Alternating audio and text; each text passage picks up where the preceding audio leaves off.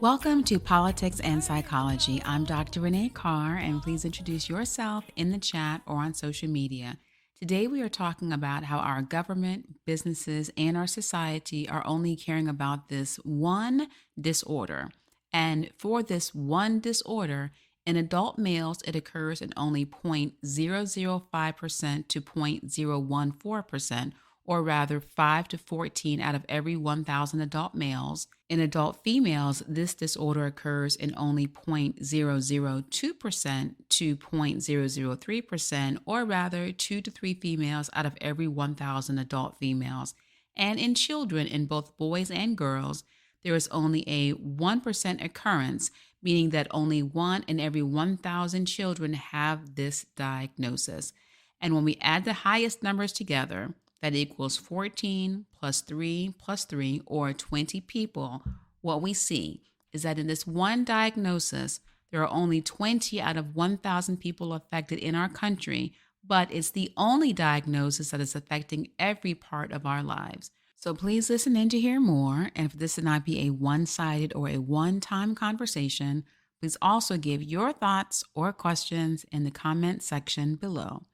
So, in psychology, there are 297 mental health disorders and conditions. In medicine, across the globe, there are over 70,000 medical conditions. Yet there is only one diagnosis that your employer cares about, that politicians care about, that the news cares about, and that even your children's schools care about. So, of this combined 70,297 diagnoses, why is it that our government, business, elected leaders, and society only care about one? Well, the answer is it's because this disorder is becoming a multi-million-dollar business for almost every corporation, and because it's a new political strategy to win elections. So now you're like, okay, well, what is this diagnosis? So the diagnosis is, drumroll,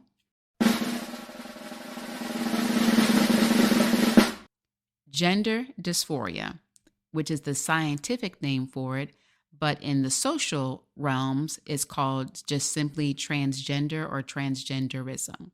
So think about this. Have you noticed how much news is dedicated to covering gender dysphoria or transgenderism, or how much social media content focuses on just this disorder alone? Or what about at your own job? Are you being forced to have a focus on pronouns when referring to your coworkers? Are you forced to put a pronoun specification on your work email? What about this whole identifies as? Are you being forced to use the phrase of identifies as when referring to individuals? Well, the reason why I'm bringing this up is because this is an example of how this one disorder that occurs in such a small percent of our population is becoming so pervasive that even people who don't even have this diagnosis, which means the other 9,980 individuals of 1,000, are being forced to alter their life, their social interactions, or workplace behaviors just because of those 20 individuals. So let's look again at the prevalence of gender dysphoria. So again, as I mentioned, in adult males, this disorder occurs in only 0.005% to 0.014%, or again, 5 to 14 out of every 1,000 adult males. In every 1,000 adult females, it only occurs in 2 to 3 of these females. And in children, both boys and girls, it's only 1 out of every 1,000 children meet the diagnostic criteria for gender dysphoria. So if we consider that this disorder affects only 20 between male, female, adult, and children, every 1,000 people, only 20 are affected. So then if we have these numbers, why then is this disorder that affects so few people beginning to consume almost every part of our lives? So let's look at other diagnoses. So in case I want to focus on using science and using unbiased information. So we want to do a comparative analysis. Okay, well then what other diagnoses are there? Because maybe that might be the general prevalence for all disorders. So let's examine the most common disorders in America. Let's look at depression. 7% or 7 out of every 100 people have depression. Premenstrual dysphoric disorder is 1.8% to 5.8% of menstruating women, or if we round it up to every 2 to 6 women out of every 100 women who are menstruating. Let's look at alcohol use disorder. This is commonly known as alcoholism. So with alcohol use disorders, we have 8.5% or 8.5 out of every 100 adults. And in adolescents, we have every 100 will have 4.6 or just rounded up to 5 children or adolescents who are experiencing alcohol use disorder. Now let's break it down to alcoholism and gender. We have men experiencing alcoholism at a rate of 12.4% or 12.4 out of every 100 adult males, and 4.9% or 4.9 out of every 100 females have alcohol use disorder. Now let's look at PTSD, which is also very common. In our country, we have 3.5 out of every 100 adults in our country experiencing PTSD.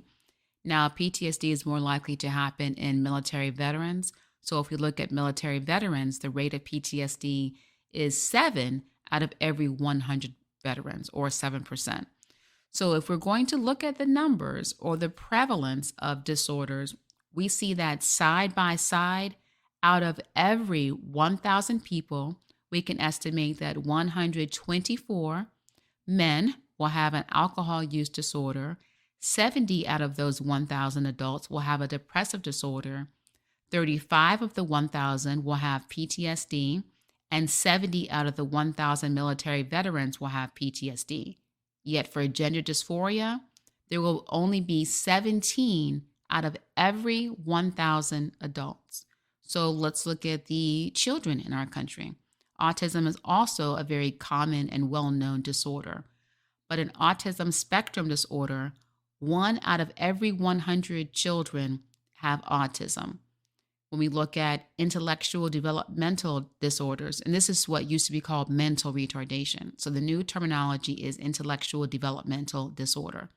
So for this, it's also 1 out of every 100 children will be born with intellectual disabilities. And for older adolescents, so we'll have over childhood, so between 13 and 18, and anorexia nervosa, which is when you're restricting your eating, very thin, you have a very distorted body image, you think you're fatter than what you truly are. So with anorexia nervosa, it's 4 out of every 1,000 adolescent female. So on a cross comparison with gender dysphoria, for every 1,000 children or adolescents in our country, we can expect or we can estimate that 4 adolescent females will have anorexia, 10 children will have an autism spectrum disorder, and another 100 will have an intellectual disability, but only 1 will have gender dysphoria. So in every instance, looking at the statistics, we can see that the most common long-term disorders in our country are significantly at a higher rate and with a higher intensity of gender dysphoria. This is for both men and women and in both children and adolescents. But still, why is this the only one that people are caring about? And that's because it's the only diagnosis that's being exploited for dollars and for votes. So again, think about it. Our veterans have given their lives for our country. Their families have made huge sacrifices for the rest of us. Marriages have had a lot of stress because the other spouse is usually outside of the home, fighting in the war, protecting the home front, or just being on active duty. Yet our government only gives them 1 day to be celebrated, but we're celebrating 30 days or a whole month of June to celebrate persons with not only gender dysphoria, but also other sexual and identity disorders. Thinking about that continually, why does our government not celebrate our veterans as much as they do persons with gender dysphoria? So we see that there are veterans who are more likely to be homeless than celebrated in our country. But persons with gender dysphoria are given government protections in almost every facet of legislation, including housing and including their workplace or their employment. Whereas that same level of protection or respect is not created through legislation or just common courtesy from our government. And again, it's because gender dysphoria is more of a disorder that can be leveraged and exploited for power as well as financial gain.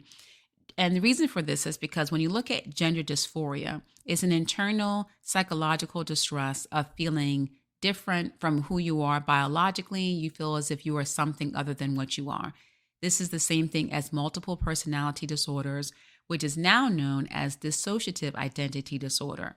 In both instances, you have a person who feels as if there is another being inside of their body that doesn't represent who they feel or who they think they are on the outside.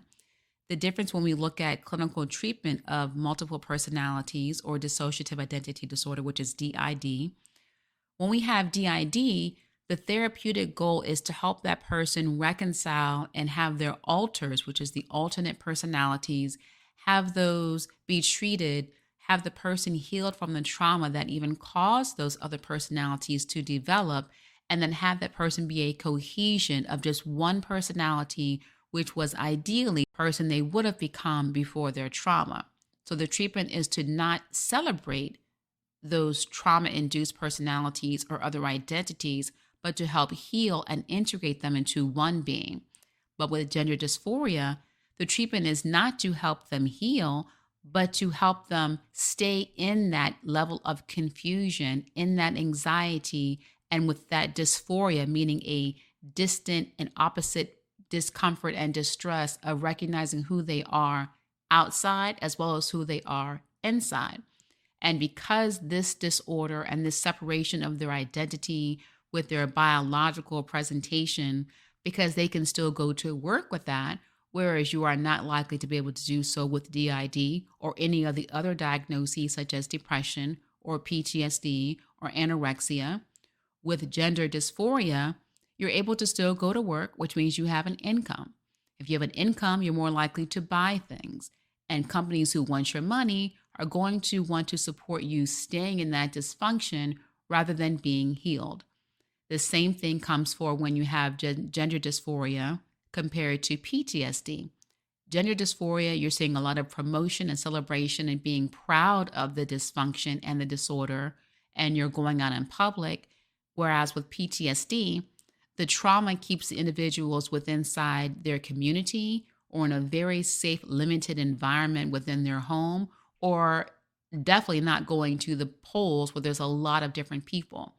So with gender dysphoria, compared to the other primary diagnoses that are so common in our country, there is more of an opportunity for those individuals with gender dysphoria or GD to be able to be out in the public, spending money and casting votes compared to the other very severe but more common diagnoses in our country. And so it's the opportunity to make millions of dollars off of this diagnosis.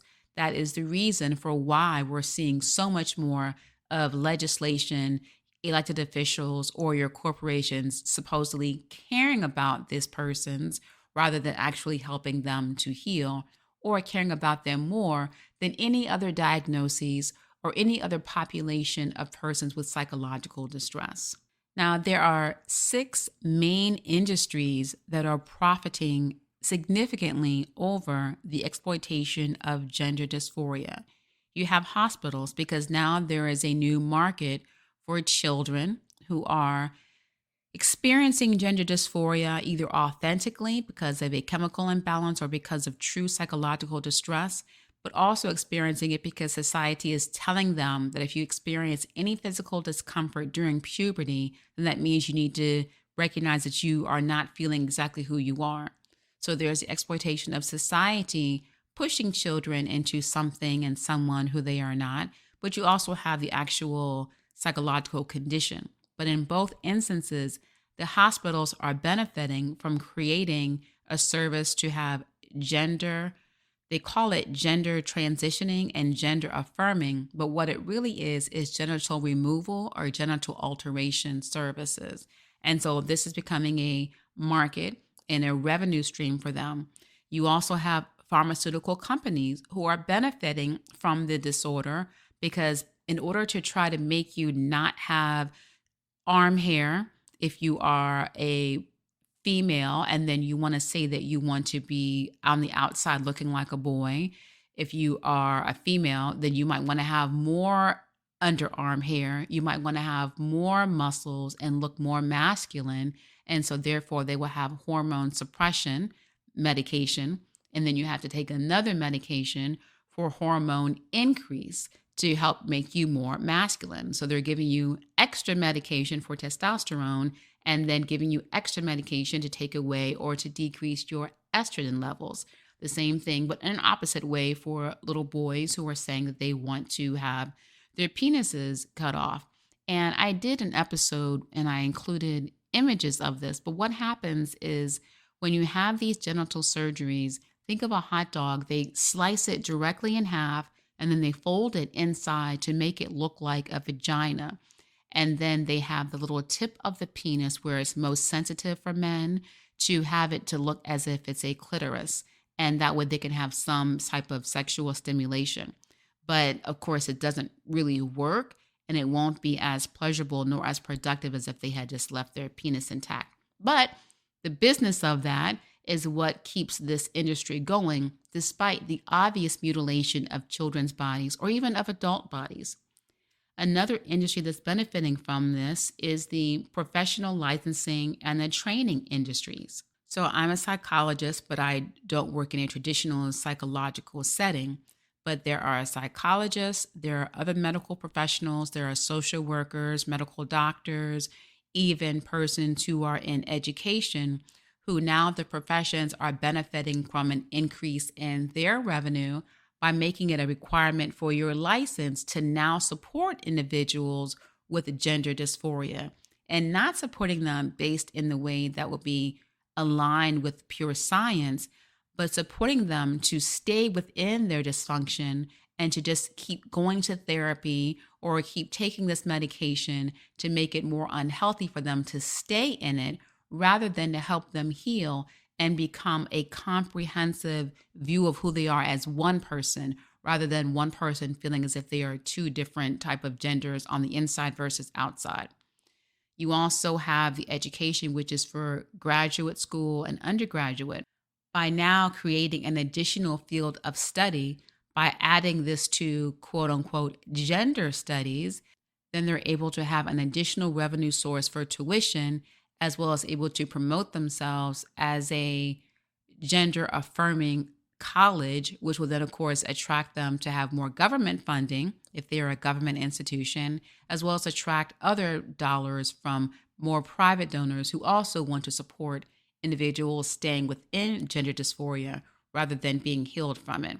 You have clothing, as you can see, Adidas. And then last but not least, you also have the news. So the way that the news makes money off of exploiting gender dysphoria is that by them giving news that people want to hear, whether it's true or not, they're able to have higher numbers or higher views. Those higher views trigger advertisers wanting to then have more exposure to that captive audience. So even if the news station or the news conglomerate doesn't believe in gender dysphoria, because it's making money for them and they believe in the money of it, then they will continue to promote a message that focuses on what is financially beneficial rather than what is therapeutic or even ethically right. And we're even seeing industries that have no connection with gender or sexuality also trying to benefit from gender dysphoria. For example, we have the beer companies, for whatever reason, deciding that this needs to be part of their branding, and even the National Hockey Association.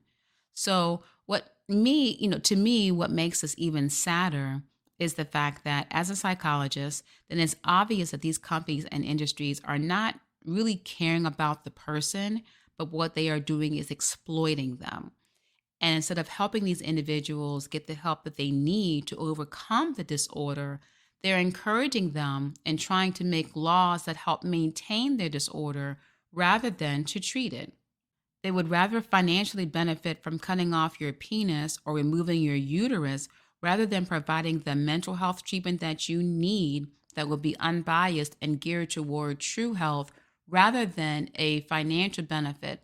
What you're also seeing is that when you have even psychologists or master's level counselors who are beginning to take these trainings on gender affirming care, they are now in some states being required to take these classes to then provide quote unquote gender affirming care or to write letters to the doctors to support having the endocrinologist, to having the hormonal therapy, or to having the actual genital removal so they can have the psychological letter to support having this medical surgery. And some clinicians are doing it because they're focusing on, I don't want to lose my license because this is my income, or, well, I'll just go along to get along and I'm not going to really care about it. So even when it comes to mental health professionals are either being exploited or they're benefiting from it as well if they give into the rhetoric of we have to just support this disorder regardless of the science behind it. And what some of the media is promoting is that if you don't give these children or if you don't give these adolescents the gender surgery or the genital removal surgery, they're going to commit suicide. But you're not looking at the actual studies or the science showing that they may still commit suicide even if they do have those surgeries. The surgeries don't do anything but give a cosmetic change, but it does not address the underlying issue. But they're not saying that because they're afraid to speak out or they are benefiting from it financially, so they don't care about what happened. Also, think about it from an industry and revenue perspective. In their minds, it's better to make millions of dollars by withholding the mental health care and by charging you for these services rather than providing you the mental health services that you would then have to have the government paying for or the insurance companies would pay for, but at a lower or reduced rate. It's more financially beneficial to sell you hormones and chemicals that affect your outside appearance or surgeries that change your outside appearance, but for them to still ignore the internal pain that they are experiencing. Now let's examine the elected officials or persons running for office and how it has become commonplace for candidates or people in office to use their campaign platform to include the promotion of this disorder. And that's because they are seeing votes attached to it and because of the money that corporations are giving them. So when it comes to a candidate receiving money, very high dollar, multi-million dollar PACs, which are political action committees, they're organized to have donors given to this PAC. That PAC then gives to the preferred candidate. But the individuals and companies that give to the PACs are often, when it comes to gender dysphoria, they are the ones who are already financially benefiting from exploiting this disorder. So if they're getting the money for it, they're going to then give it to the candidate who is also going to continue the promotion of the disorder because the promotion of that disorder versus the treatment of it fills the pockets of the persons who gave to that PAC in the first place. And the messaging for that candidate or elected official is, well, we care, quote unquote. But in reality, they do not. They only care about their votes or their political power, their bottom lines, and their stockholders. And if these industries, our elected leaders or our government really cared, they would show the same bold and aggressive actions with the disorder that affected much more of our population. They would care about the health and welfare of all disorders, not only the ones that they can financially benefit from or gain power from. So when you're listening to the news, please do not be fooled into thinking that gender dysphoria is as common as they are saying it is. And I gave you those prevalence rates using manuals that we use in psychology as well as for in medicine. So in psychology, it's the DSM, or the Diagnostic and Statistical Manual of Mental Disorders, which is what we use to diagnose a disorder as well as to guide our treatment in it.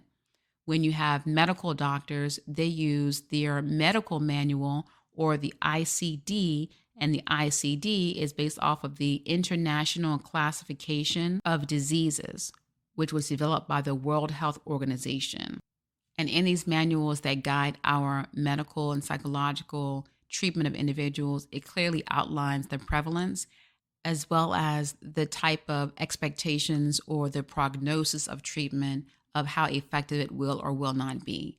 And these are based off of long-term or longitudinal studies of letting us see if we provide this therapy, does it change this diagnosis repeatedly for the same group of individuals or the same body types. And so if we're seeing that for over 20 years, having this surgery does not increase their longevity of life, it does not decrease suicidal thoughts or suicidal actions, nor does it increase their levels of happiness. But if they're encouraging professionals and even persons using that science to either alter the science or to ignore the science, then it's really showing that, yes, we know the truth, but it's more beneficial for us to ignore the truth because we can gain from this. So again, please don't be fooled into thinking that gender dysphoria is as common as they are saying it is. And also, don't be gaslit or with gaslighting, be made to believe that withholding their proper treatment for gender dysphoria is a good thing. Don't believe the hype that you have to go along with the mental confusion that they're experiencing because this helps them, or because you're being considered sensitive to their needs or you're being inclusive. You're only hurting the person using the guise of inclusivity because it, underneath it all, financially benefits those who want that inclusivity to be of a financial benefit rather than a true inclusivity of healthy individuals. Also, if you could help spread the truth and the facts of gender dysphoria, and also don't believe the lies that genital removal will help children avoid suicide, because again, it does not. And don't let yourself be bullied into a corner and hide yourself or even be forced to believe that you are helping someone or doing a good thing when you are encouraging a person with gender dysphoria to continue to live in that dysfunction and to celebrate that disorder, rather than helping them to be proud of getting the help that they need or celebrating getting their mental health treatment to recover from that diagnosis. So whether it's a true diagnosis or one that they are just accepting as a solution for their unhappiness, when you give into calling a person the gender opposite that they are, that only reinforces them saying, okay, well, I guess it must be okay. And maybe this really is the answer. Or maybe it is okay for me to deny who I really am because maybe that really isn't good enough. Instead, celebrate who they really are. In your workplace, you may not be able to actually do so. So your way of getting around it, rather than addressing them through the opposite gender or by even adding the they, them unnecessary pronoun, which is more definitive of a multiple personality disorder rather than gender dysphoria. But anyway, instead of giving into pronouns that are incorrect, you can just safely use that person's name, because names can go across genders. For example, I'm Renee. Depending on how you spell it, can be male or female. You can have a boy who is Chris, a girl who is Chris. So it's okay to use the names because that would be respectful of their names. You can be a superstar and call yourself, what was that one guy's name? The Rod person. I forgot his name, the black basketball player. Mega Madness. Anyway, you can call yourself anything that you want to call yourself for your name. So it's okay to use that person's whatever they want to change their name to, but you can use that as your workaround to still address them and refer to them by their name rather than referring to them as their gender that is not truly who they are. And lastly, you can also use the science that we're discussing today and the statistics that we are discussing today to empower your conversations and to equip yourself when you're making voting decisions, as well as when you're having these discussions with your family and friends. And whenever you do so, remember to use science and love. Walk the path of light. And if you run too fast,